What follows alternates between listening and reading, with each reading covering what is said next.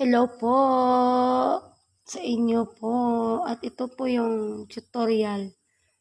Kung nakablock yung number mo na hindi ka na nakatanggap ng OTP sa phone mo. Tapos, delete mo. Kung meron nakablock na number. Yung kita mo sa baba kanina message mo. Kikita mo nyo po yan.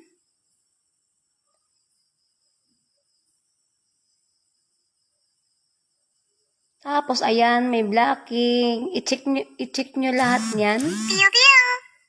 Para makita nyo po.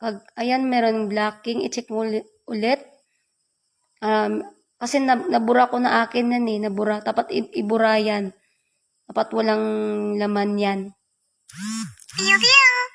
Kaya, ganun lang. Sundin nyo po. Kaya wala naman. Nabura ko na kasi eh. Dati ganyan din yung cellphone ko.